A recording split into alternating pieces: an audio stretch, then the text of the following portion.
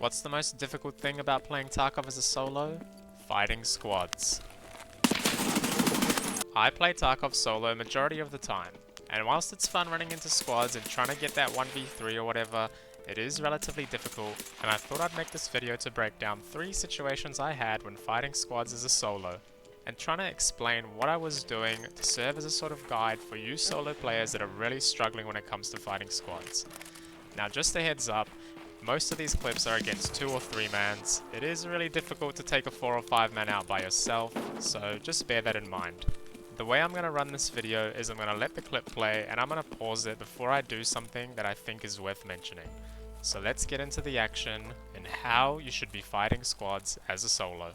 In this first clip, we spawned on Shoreline and I ran up to this hill, checking to my right because I know that there's a spawn there.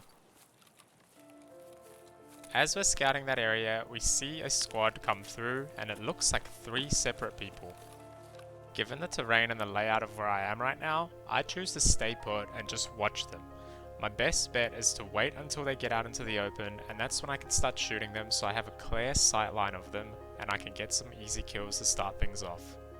Now that I've counted out and I can see that there's 3 of them and they're all clear from any trees, I know they don't have an easy way to get into cover, so this is when I start lining up the shot to try and kill one of them off the bat.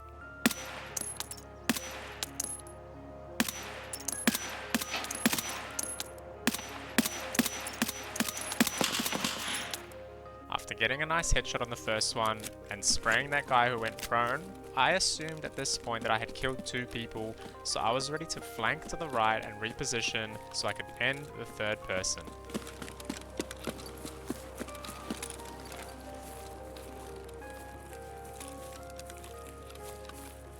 At this point, I've got a visual of where they ran to, so I'm trying to keep my distance because I do have a 4x and I can hopefully kill them from afar.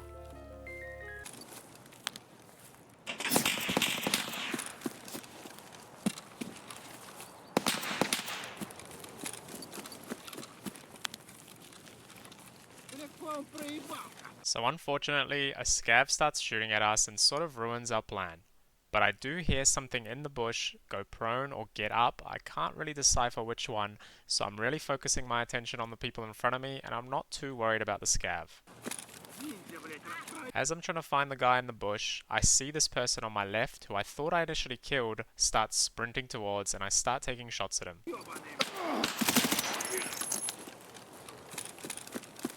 At this point, things aren't looking too good. We're extremely exposed in the open, we have 1 person in front of us and 1 to our right, so my only option here is to be aggressive and try to get to them and kill them as quick as I can, so that's what I do.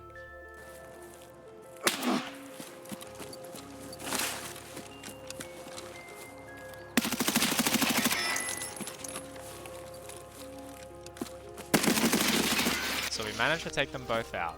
But I did miscalculate where the second guy was. I thought he was on my right in the bush, but it turns out he was actually right on top of his teammate. So all in all, we were able to take out that 3 man. The main takeaways I would say for this one is, number 1, be patient. You saw me when I was up on the hill, I waited till they were out of cover, and that's when I opened fire, and it's really important to land that first shot so you can narrow the engagement down to a 1v2. Next, I quickly tried to reposition and ran to the right so I could get a better angle on them. Lastly, when I'm in a bad spot, because these things happen and scavs get in the way, you have to be aggressive. If I just sat in the open there, I would have eventually got overrun. But the fact that I chose to be really aggressive and push those last 2 guys, they didn't get a chance to spread out and peek me and things like that, so I think that's the reason why I won that fight. Jumping into the next clip, we're on customs and we're using an MPX with 50 round mags. We've just spawned in towards New Gas and I'm planning to run up the hill towards dorms. Now it's important to note that I play customs a lot and I know the spawns. So as I'm running up the hill, I am aware that there could be people that spawn on my right.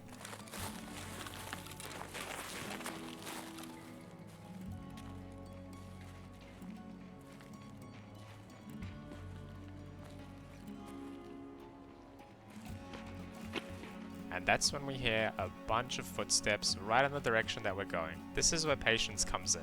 I choose to be patient and sit there and let them sort of come towards me because I'm going to get the jump on them and I need that advantage if it's going to be a 1v3 or something like that.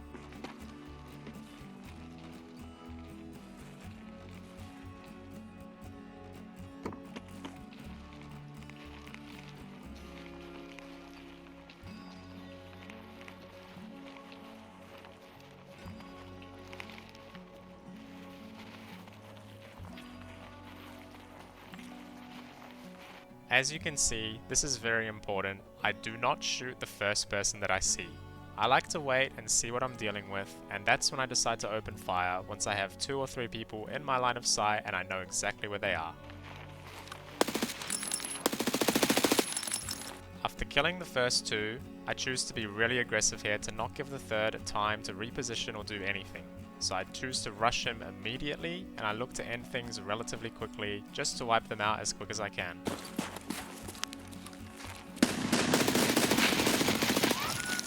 So I thought this clip was really important to show you why being patient and taking your time to line up the correct shot is really helpful and will help you wipe more squads.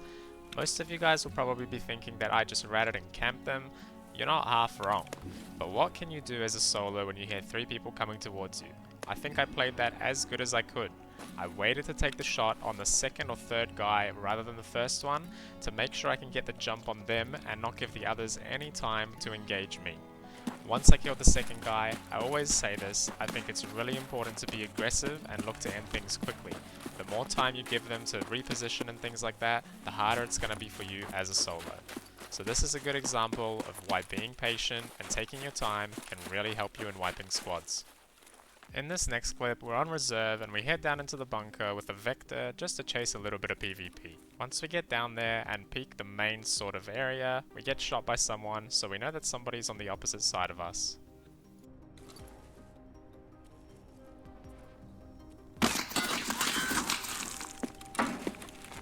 Now I will admit it, I am very lucky to be alive there. I didn't see that guy and I was moving really slowly, so he probably should have killed me right then and there. I don't know exactly what I'm up against, so I decide to sort of slow peek this and see if I can kill anyone or get more information.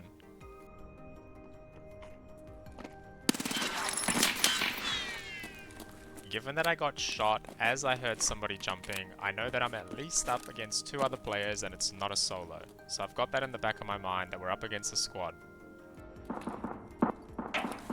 This shooting is what I should have paid more attention to, and you'll find out why later.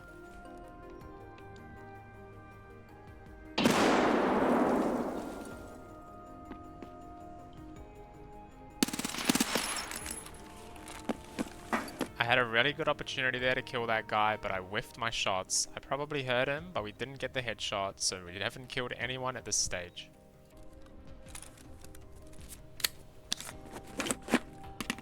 At this stage, there's not much happening, so I'm sort of just jiggle peeking and standing around to see if I can hear any audio cues.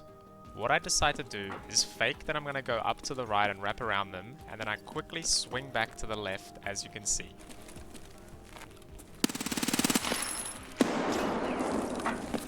By doing this, that guy's probably seen me cross and he thinks I'm going to come, and I doubt he's going to expect me to left-hand peek that angle right away, and that's what I do, and we're able to get the headshot on him, so we've taken out 1 player right now. After taking out the first guy, I think it's my best option to actually wrap around, because if I push through the middle, I'm probably guaranteed to die, so I wrap around through to white pawn and go from there.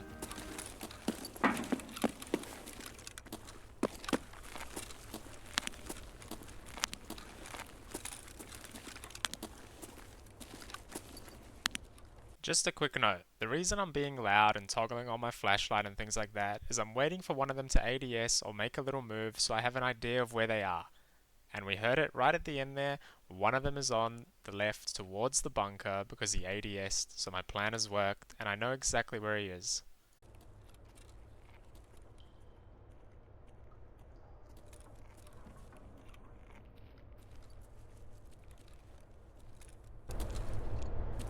Seeing his flashlight and him moving around just confirms that he's in the bunker, or the command room as you like to call it. I wait for an opportunity to push, and when I hear him pull his grenade, that's my opportunity since I know he doesn't have his gun out and he's not going to one-tap me.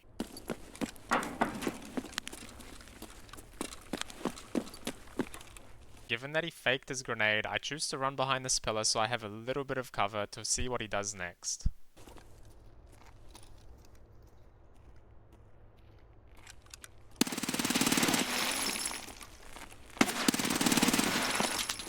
Now just a quick little tip. The reason that I chose to swing when I did is that I saw his flashlight right on the pillar I was at and I know that he couldn't see me. So he probably thought that area was clear and that's when I chose to swing it, as he's probably going to move to look somewhere else.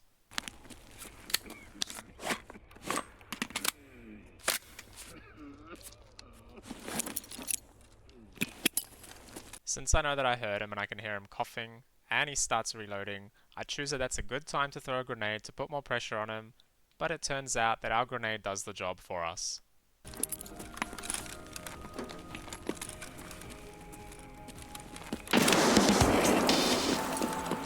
So the main takeaways I have for this particular encounter is to be unpredictable and choose when to be aggressive strategically.